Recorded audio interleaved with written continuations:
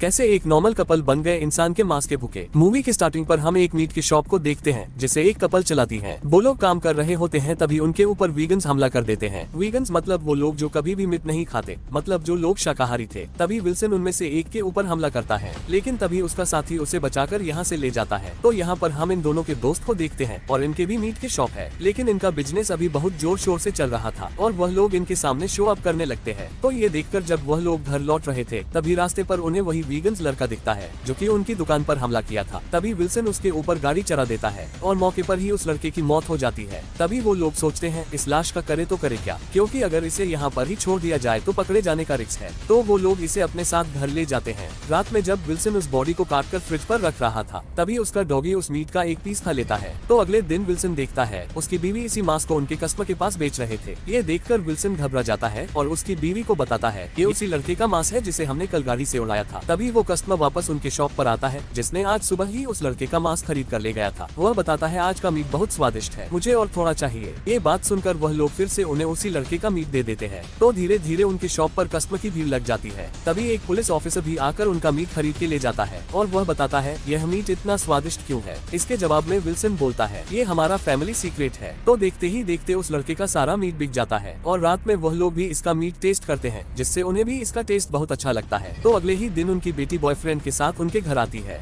Wilson की बीवी उसे एक डिश सर्व करता है लेकिन वो इसे खाता नहीं। तभी उन्हें पता चलता है कि ये भी एक वीगन्स है, यहाँ तक कि वह उनके लाए हुए केक को भी नहीं खाता। और उनकी बेटी अब इसके साथ रहते हुए एक वीगन्स हो गई थी। अब वो दोनों मिलकर इन्हें बहुत बातें सुनाती है, एक तरह से इनकी इंसल्ट करने लगते हैं और ये सुनकर उन्हें बहुत बुरा लगता है। तो अगले दिन वह लोग उनके नए शिकार के लिए एक रेस्टोरेंट पर जाते हैं। तभी उन्हें वहाँ पर एक गोलू मोलू वेटर दिखता है और वो भी एक वीगन्स था। तो उसकी बीवी उसे बहुत फोर्स करती है उस लड़के की शिकार करने के लिए। तो वो उसे मारने उसका हथियार लेकर जाता है पर उसे वो मार नहीं पाता।